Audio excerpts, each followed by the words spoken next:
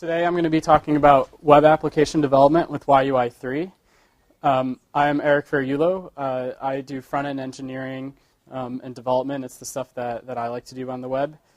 And what I want to look at is sort of to show everyone how we've sort of taken YUI 3 and set it as our user interface framework that we use for developing web applications, and sort of how we fit everything in with the larger the larger scope of things, like in our project and alongside our server-side code as well. Back about almost a year ago now, I started working with YUI 3 around preview release 2, and that's pretty much when I adopted it as my framework.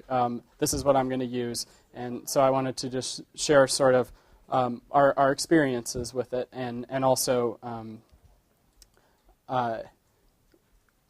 I wanted to talk about the development and deployment goals. This is the first section that I'll look at, and this is sort of what I ended up finding I do when developing rich user interfaces and sort of some for applications that are more complex, and this is for more web applications and not really websites, so stuff that has high interactivity with the server, so that's where these apply more for that. I wanted to look at, well, how can we use YUI 3 as our framework for developing user interfaces and leveraging it? All the new features in 3 really help this. And I wanted to look at Logismo, and Logismo is a web application that we've developed internally, and it uses YUI 3 for all of its UI. And so this is sort of like a little case study along the way. And then lastly, I wanted to look at, well, how can we sort of integrate YUI 3 with our IDE to make development easier when we're developing these larger web applications? And so I wanted to see how we can integrate it with our projects as a whole. So to start off, the development and deployment goals. And I first want to take a minute to look at, well, what are we doing with web application UIs at a higher level? And so this is sort of like the implementation phase, and this is how I've kind of begun to see what we're doing with user interfaces. So we're taking things and we're organizing them. We have a set of features that we need to implement, and we really need to organize and sort of break things down into components. And that really helps make our life easier. And then what we need to do is we need to link these components together, sort of wire or glue them together, and put them on the page and have them interact. And lastly, it seems like we're constructing the user interface, and this is something that we sort of set up the world of the current page and do at runtime. So just kind of high level, I see this is the pattern that I end up following: breaking things down, linking them back up together, and constructing them. And also you could think of in the construction phase, sort of wanting to minimize HTTP requests and that sort of thing. So the goals for UI development and deployment. These are the things that I wanted to make my life easier, and they're not really for trivial apps. Trivial apps, this may be slightly overkill, but these are things that I wanted to have for better code organization, and there's sort of benefits at each stage here along the way. So one thing I wanted was this idea of a component framework, something really comprehensive, and this is to help me build widgets. I needed tools for this type of thing. I didn't want to worry about what component depends on what, or any of the dependencies on the underlying framework that we were using, in this case YUI. I wanted managed dependencies. And so this is more of an IDE thing, but I really wanted components to be built automatically. I didn't want to have to tear down the server, start it back up, or like have to build modules manually for YUI custom modules. So I wanted this to happen more automatically. And lastly, I didn't want to have to assemble everything. This is more for the construction phase. I didn't want to have to assemble everything I wanted the UI to be told by the server what sort of its running environment is, either development or production or while I'm debugging something. I wanted this to happen automatically. So when first looking at YUI, I thought, well, there's a lot of good parts here, and then it can be used in a real-world setting. It has a component infrastructure that's very solid. It's used on the YUI homepage right now.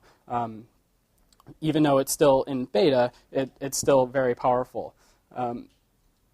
And attribute base, plugin, and widget are sort of the defined parts of the component infrastructure in YUI 3. Module system is embedded, ingrained in this library. Its core, the YUI library uses it itself, and it also is very extensible for supporting custom modules. There's a build system. These are kind of other projects you may or may not be familiar with, but the YUI builder is the tool that the YUI developers use to build all of their components. So take their source, create the minified version, the debug, and the raw versions. And this is done using the YUI compressor also. And then runtime configuration. This is something that I really liked about YUI 3. So when you're setting up your YUI instance, you can configure it, and this is something I really tried to extend to fit YUI in with the rest of our running application. So I wanted to take a minute to look at sort of this idea of organizing your code and breaking down your problems and features into functional components. So YUI comes in very big here. It really helps you, using the component infrastructure, break things down very nicely. And so with functional components, you're sort of taking a specific feature and trying to encapsulate it to functionality, provide an API to use it, and possibly events as well. Basically, think about widgets. And an example could be this area here. I would consider this a functional component on the YUI homepage. This is the search with search assist, and it's something very functional. It's something self-contained, encapsulated. Another area that we may be less familiar with, but something that I found myself starting to do, is taking the strategy of having a top-level component in my web applications, and sort of a top-level component per page or screen, possibly. And this is at the very top of the component hierarchy, and what its goal is to sort of manage the functional components, to instantiate them, to deal with the communication between them, and I found that YUI provides an easy way to do this with standard coding and using, I happen to use base for this usually, and this way I have my manage attributes and all the different stuff that comes along with that, an event target for my functional components to bubble their events up to this top level component that sort of then makes decisions about what things should do. And what I found this really doing is taking a big chunk of messy glue code in my YUI use statement and really making it nice and tidy, where I'm really just wiring up components. So that I think that there's some good advantages with event wiring, and this is where YUI 3 has custom events now that they bubble up, so your components can describe interesting moments within them, and your top-level component can then listen for those things and wire them up and maybe tell a different functional component it may be interested in something. And what that really helps do is adds to like how well that your application is documented. Somebody else may come and start working on the application, and they can go to this top-level component on a specific page and see, oh, okay, I can see what's going on, and there's not all this glue code that they have to look through. And since if you use something like y.base, there's this standard code structure that people will then be able to follow if they understand YUI and they see how base works with having managed attributes and events. It should be easier for other developers to follow as well. And this is another point about having centralized control. One example could be if you had a bunch of functional components on the page that all needed data from the server, and maybe they needed to pull the server periodically. Well, it would be potentially harmful to have like 5 components doing XHR polling on the page, where if they say to the top-level component via an event, hey, I want some data right now, the top-level component could possibly queue up these XHR requests. And this also reduces what other dependencies or what other tools that these functional components may require. So, for example, going back to like using Y.io, now if my functional components may not require Y.io and JSON parse to parse the data coming back, that's all handled sort of centrally in the top level. So what I found myself doing is, so sure, breaking things into components is fine, but really what I wanted to do is create custom modules with them. So I found myself turning all of my components into custom modules, and there's sort of like a one-to-one parity here, is what I've usually found myself doing. So the framework will manage the dependencies of the custom modules. This is perfect. Dynamic loading. All of your custom modules can be loaded via the loader, which all the other components in YUI are loaded.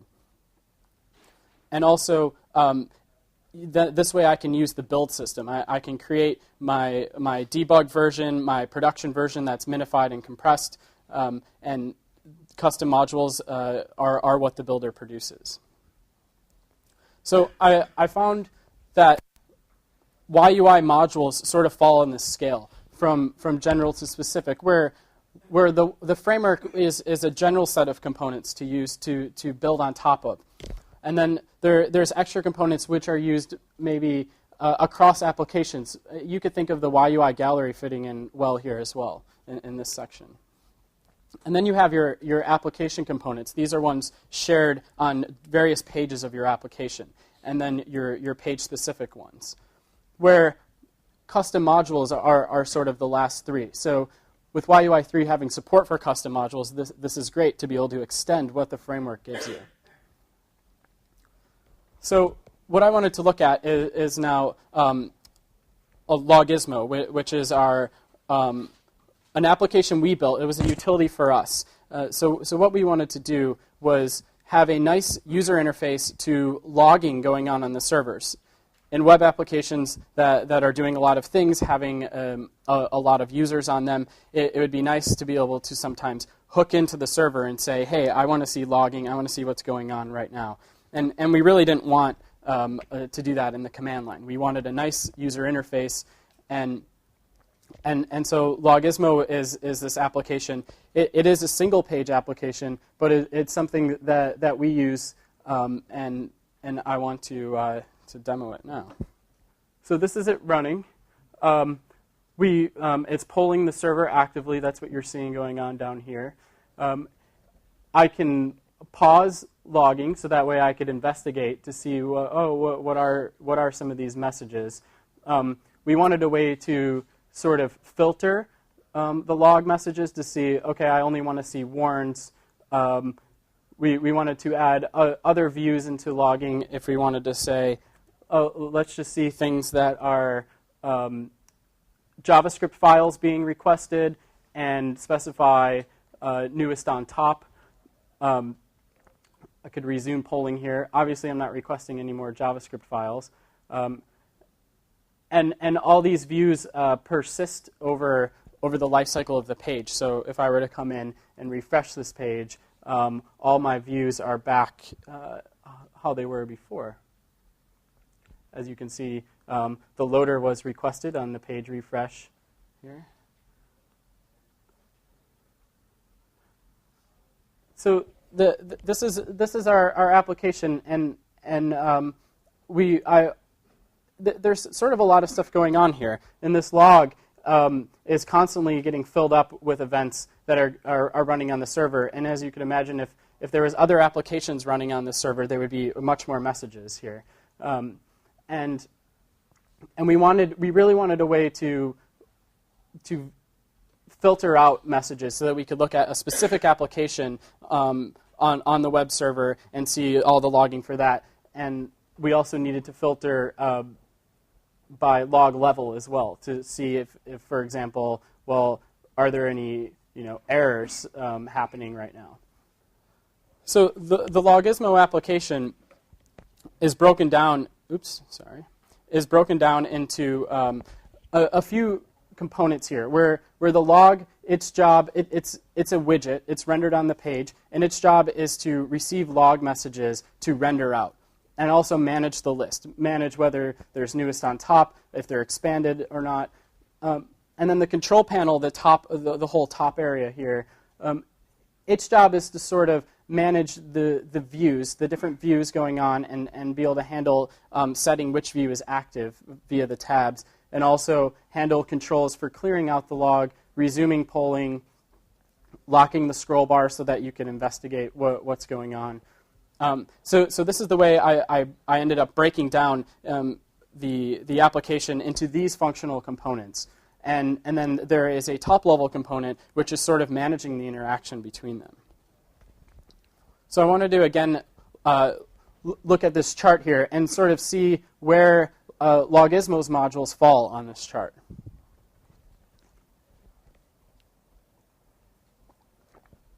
So these are the YUI framework modules that it's using.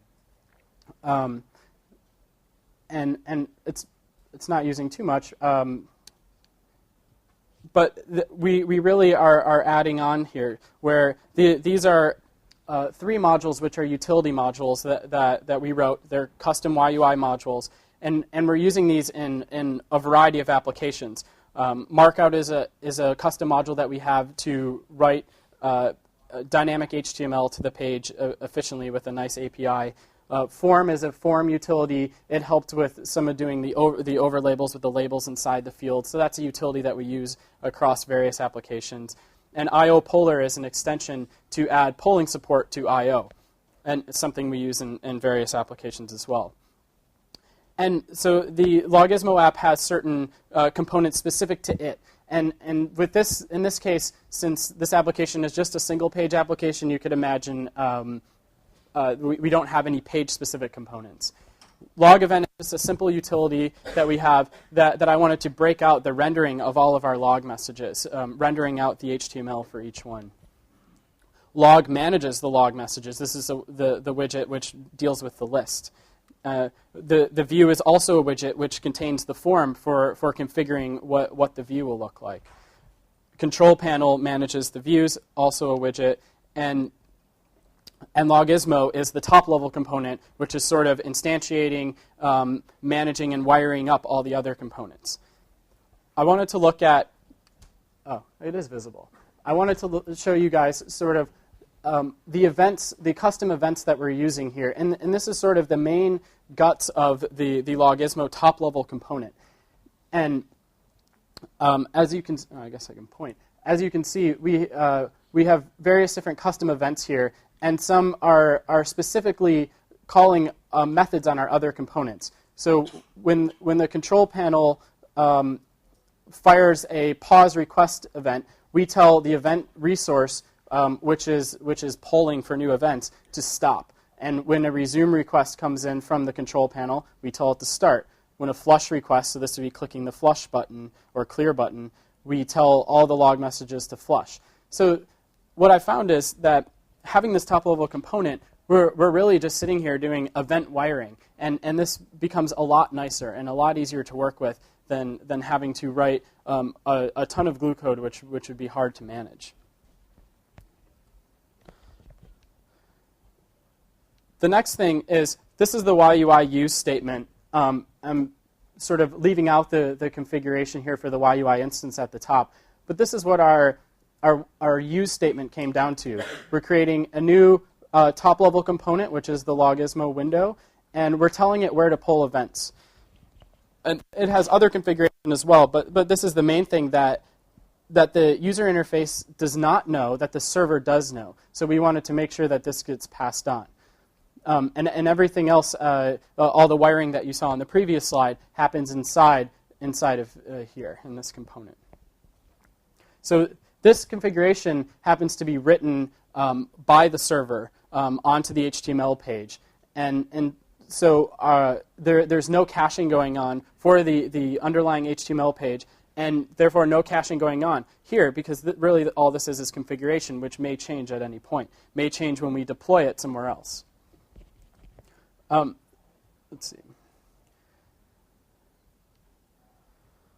So I wanted to look at some other things here, which is, well, how do we get from writing our code to deploying our code in the browser, and so sort of developing custom modules easier for us, and also getting things up onto our production servers without having to rebuild all of our software all the time. So automatic building. Really what we're looking to do here is sort of sync our UI development up with our server-side code as well, and to sort of pull it all into like a single cohesive project. And we want our UI code to be built alongside our server code.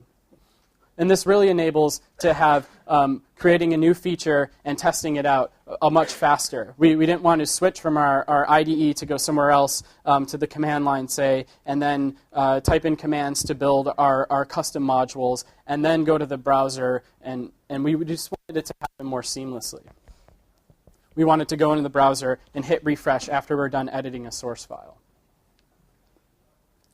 And another thing here is this really helps people who aren't UI developers, who are also working on your project.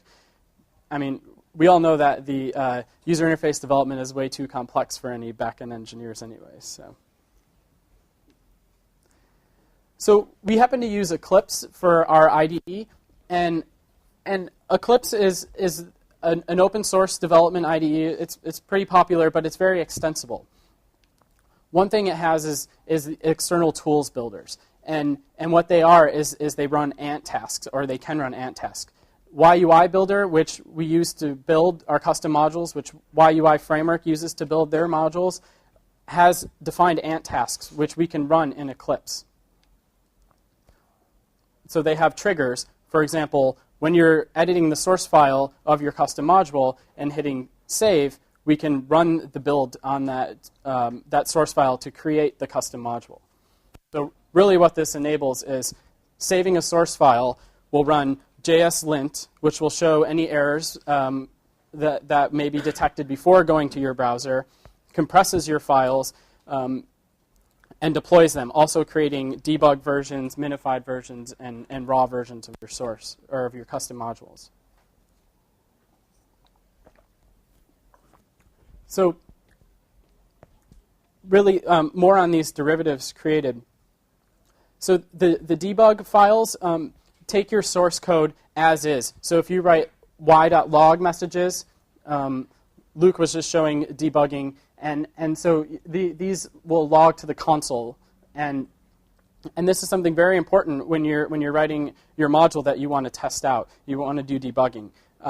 Also, we want to have minified versions. Maybe we want to see, well, how much k-weight do we have going over the wire? How heavy are these pages?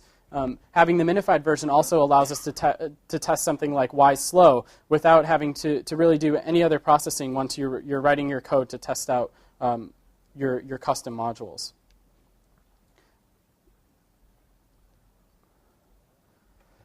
So the other thing we found is that a lot of times the server knows best about certain circumstances about how to configure the user interface. And we wanted to write our YUI instance configuration dynamically. So it can be written on the server. And really what you're combining is finding out, well, where are we pulling YUI from? Where are we getting the framework from? The YUI instance needs to know this information. And we could be pulling it from the Yahoo CDN, or we could be pulling it locally. One example of why you may want to pull it locally is if you have HTTPS and you need to serve a page securely. The Yahoo CDN does not support SSL So therefore, you may have to host it locally.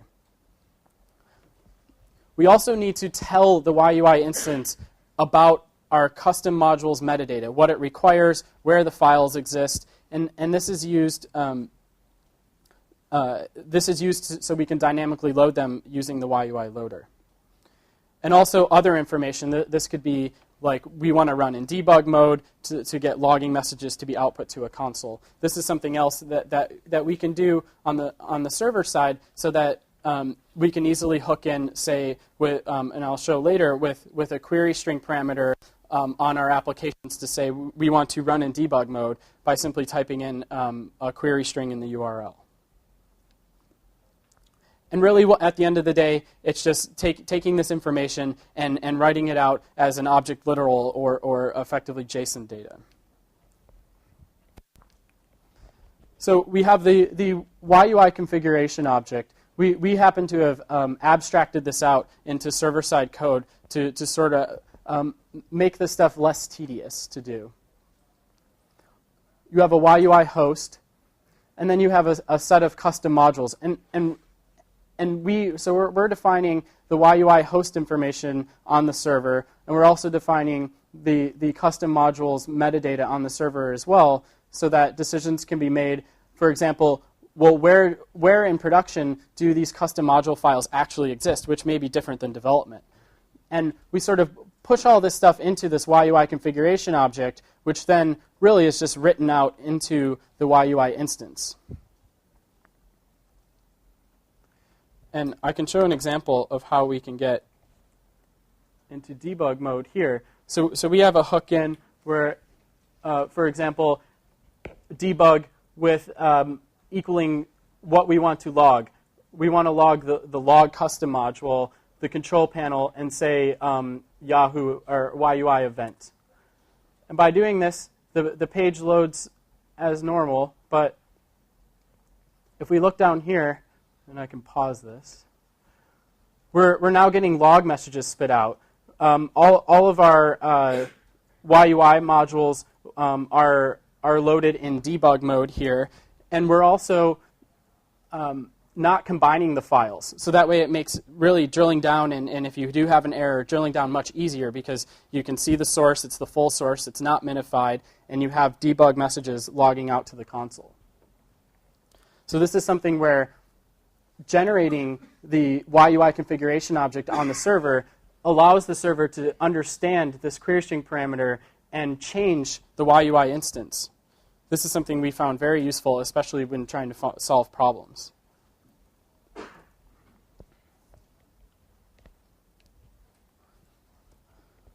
So with YUI 3 as the framework and automatically building your custom modules and choosing certain parts of the configuration to generate on the server, we really found ourselves in a good place.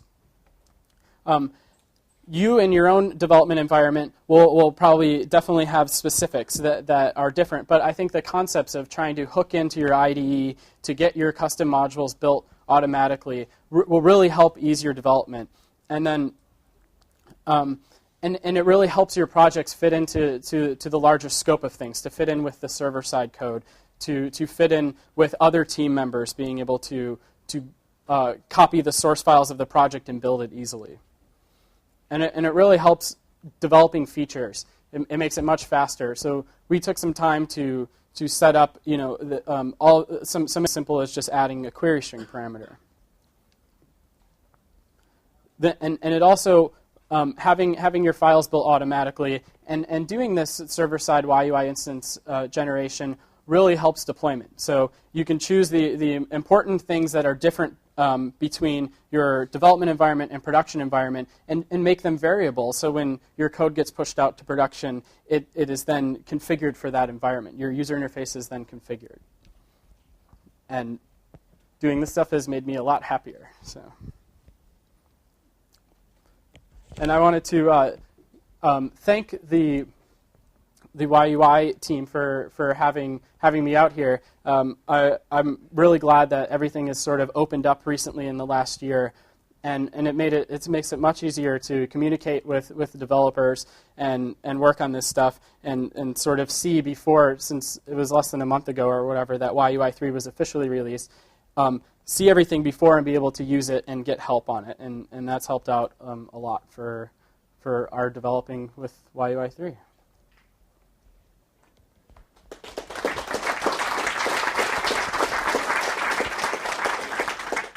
So I believe the question is, how are we separating our files for debug mode?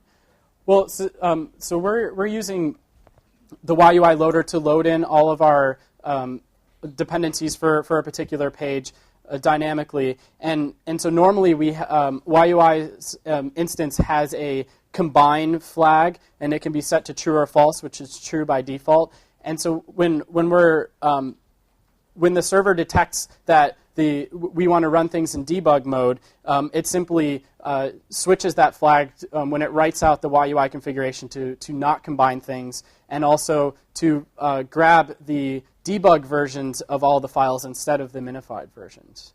So, as it stands now, custom modules are actually loaded with one HTTP request per custom module, but the filtering, and I believe Luke touched on it some in the last presentation, but the filtering for saying, you can say filter debug or filter raw or filter min, those also apply to the custom module URLs as well. So the loader will actually look at the path to your custom module file and say replace -min with -debug.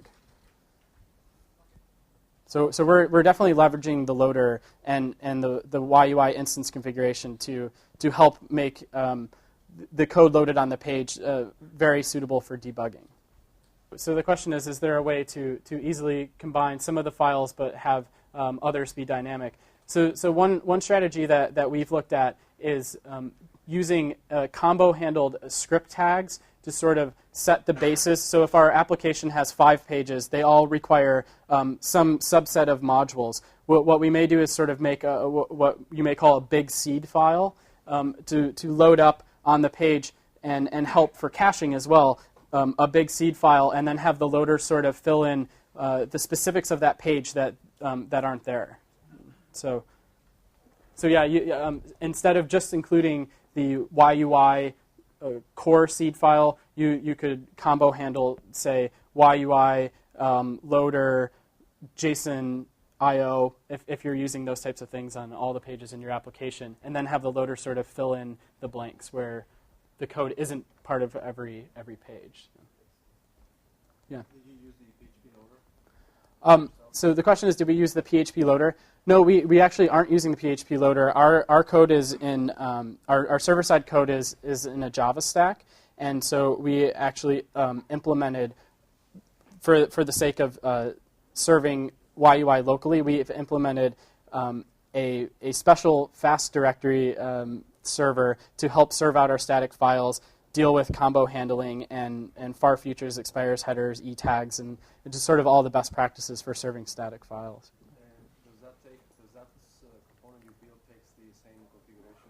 I think it produces the same config, of course. Yeah. So the way that the loader, the YUI loader, builds up its combo request for a set of modules is it just uses query string parameters for each one, and so we made sure that our combo handling server could handle that sort of API for requests coming in. Are you going to put that on that server component on the gallery? Well, so it's not JavaScript, so we wouldn't put it on the gallery, but some of our other components I do plan to put on the gallery, like our I/O polling utility and our utility for writing markup as well. So the question is, are the servers serving the libraries gzipped? Yes, the CDN follows the best practices for gzipping using far futures, expires, headers. And I'm not sure if it uses last modified date or e-tags for conditional GET requests. But we also took those best practices on our servers to serve YUI along with other static files locally. So yes, gzipping is being used. So the question is sort of how are we breaking apart our modules, and when do we decide where the deviation is between application specific and and page specific, along with having like when do we break out to have a top level component. So for the Logismo app that I showed, the first time around I wrote it was over 6 months ago, and I had 800 lines of glue code in my YUI use statement, and it was extremely hard to follow going back to it a few weeks ago when I rewrote it. And so in that stage, we already knew what the features were for the application. So we looked at the features, and we sort of tried to break it apart, like break it down and say, well, what are the functional pieces here? And so we made the components, for example, the control panel, and then the view, which is contained in the control panel, and the log. We were sort of able to draw boxes around what is what, but it did also grow organically, and keeping in mind that we wanted to have this top level component helped the API for these individual functional pieces as well. I'm not sure if that helps, and then I guess for the other part of your question, if we had multiple pages for this application and we found ourselves using the same component over and over, we would consider those more like the application components, where if we had something just specific to a page, it would be a page component. But yeah, we look at the top level component as sort of like just the getting told by the server maybe what configuration it may not know about. Like for the polling example, well, what's the URL to the resource that I'm going to make requests to? That nobody knows besides the server on that, if we want to make that variable.